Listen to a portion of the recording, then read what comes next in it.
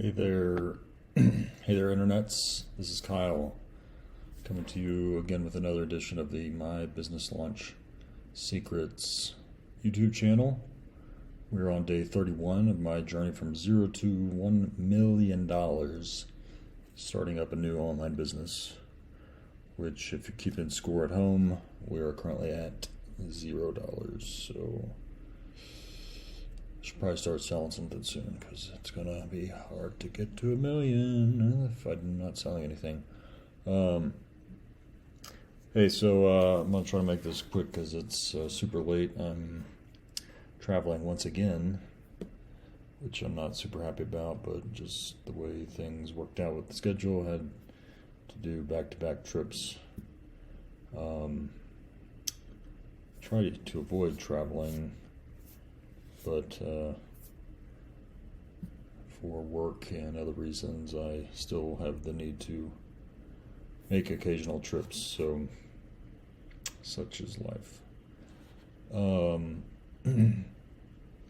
So at least though on my trip out today, I was able to get some work done towards business. Didn't really work on my funnels because I was stuck in airports and planes, and Wi-Fi is shitty everywhere when you're traveling, as I'm sure you're aware. So I just try to avoid using it unless I really have to get on it. So I did not do any of that stuff, but I was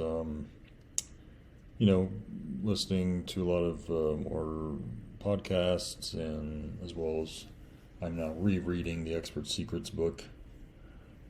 Second time around. Just it's been, I don't know, a few months or something since I read it first time, so I thought it was probably a good idea to go back through it now that I have a slightly better sense of what I'm trying to accomplish.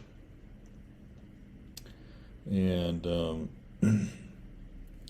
somewhere in the mix of things is I was thinking more about I think Russell talks about it in the Expert Secrets book of, you just got to start putting out content to kind of find your voice and understand what you're really going to be all about. So you should do that. So I came up with I started at least sketching out a draft, a plan, I guess, for content creation for PhD Secrets, which is my main business that I'm starting up. And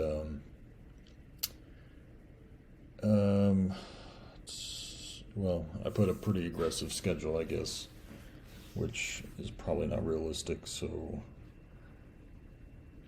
I was struggling just because, Gary Vee and others talk a lot about, in this day and age, you've really got to be putting out a ton of content so people, are able to find out who you are and what you're all about. And even for organic traffic purposes, start getting your blogs noticed, or your vlogs, or your whatever.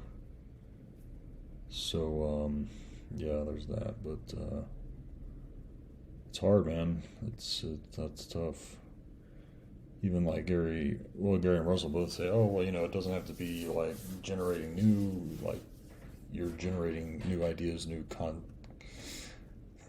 in a traditional sense. It could be you're just like sharing behind the scenes kind of footage of your stuff, but of course for those guys it's like, they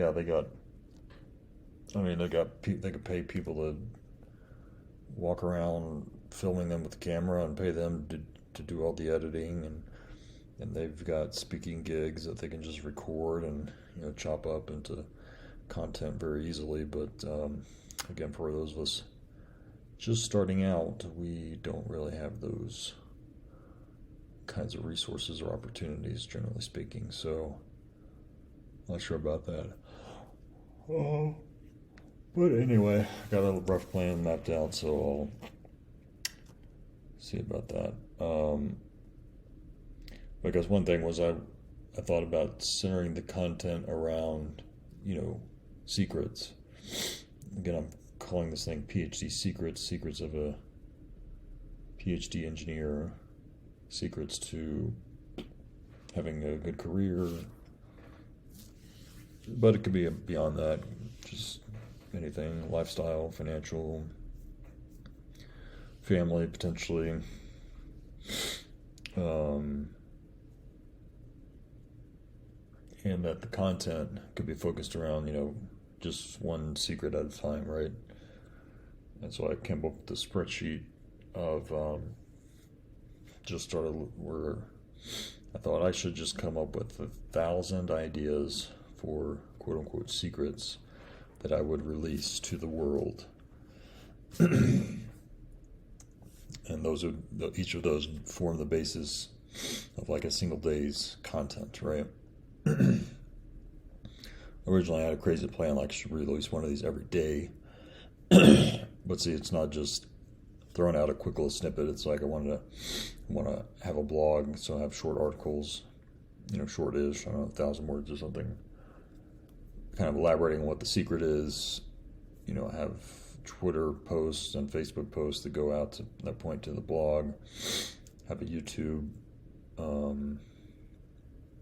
post where I'm talking more about the secret or something, I don't know, and I don't know, various other things. So it's late. I also got some like allergies or some shit going on, but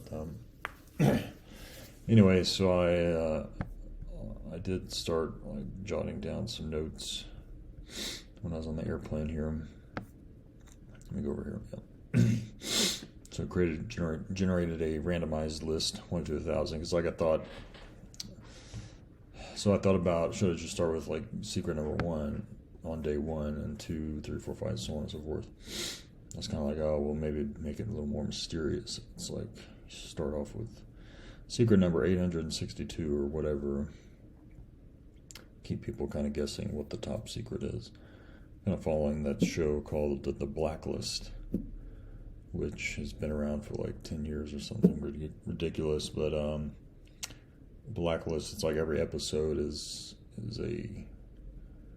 some like most wanted criminal or whatever. So it's like, and they number each of them. It's like criminal number 58 is John Doe or whatever. And then every episode changes, and you never really know until, some of it you kind of, when it gets into the show, you start to hear about certain names, and those become like the people that are higher priority, so they're closer to the number 1 spot or whatever on the list. So I thought maybe I could kind of follow a similar thing,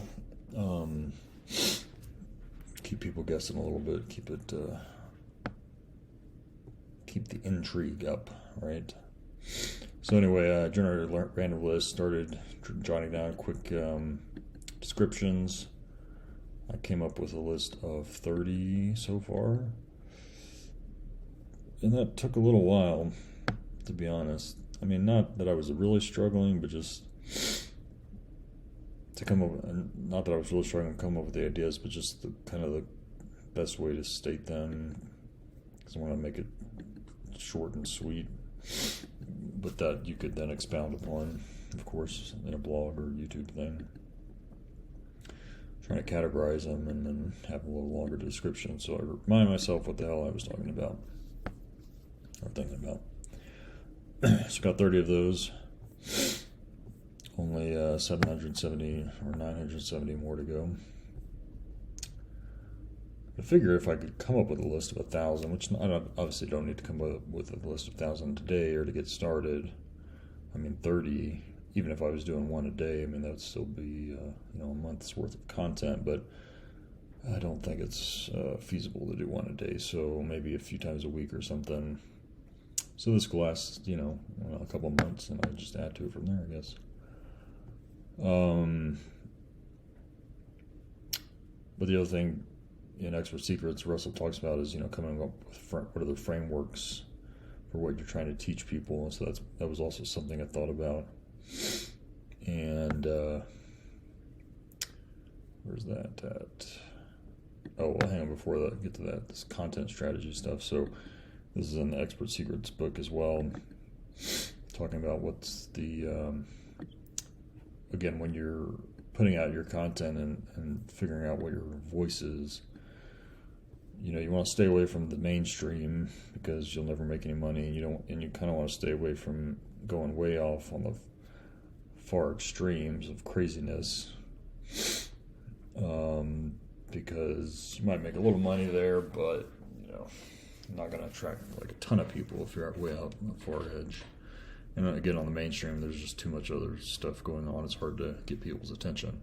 So you want to do something off mainstream, but short of being crazy. And so that's where, again, you want to be have some polarity in your messaging to attract those people, so you can get the most cash money out of the whole deal.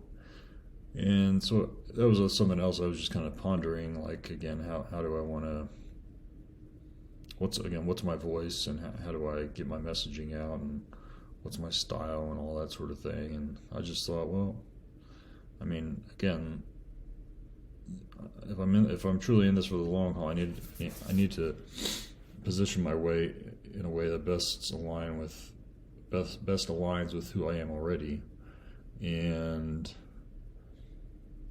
not just try to fake it per se. And again, really to avoid the mainstream. Like, I know what I should say if I wanted to be in the mainstream. I mean, I've been a business professional of one flavor or another for the past 15 or 18 years. So it's like, if you're doing career development stuff, sure, I get that. Oh, and by the way, I found some dude that has a business that specifically markets to PhDs to help them with transitioning to industry jobs, like kind of from academia. I guess they kind of have people that are about to graduate or that have been professors maybe and looking to get out of that. And, you kind of mixed feelings when you see those types of things that are technically you would consider to be competitors. But that's actually a good thing, and because, as Russell says, you don't want to go into a market that is a blue ocean, meaning there's nobody there selling anything to anybody in that niche that you're focused on, because that usually means that the people in that niche are not going to buy whatever that thing is that you want to sell.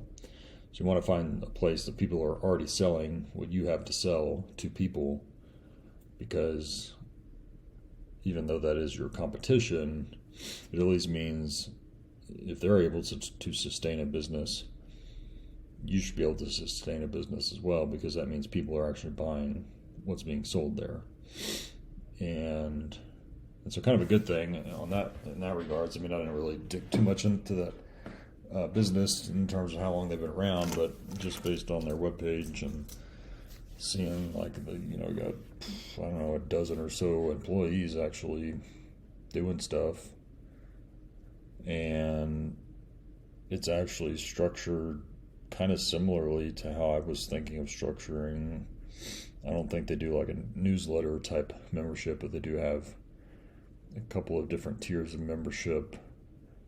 And the top tier is like a $5,000. Now it's like a $5,000 for a lifetime membership or whatever, which is fine. But and also like so that was good. I mean, that was a good kind of price point for comparison purposes to kind of have. I was, again, sort of just flying by the seat of my pants to come up with my own little pricing strategy. But so that's good to know. And then also just the fact that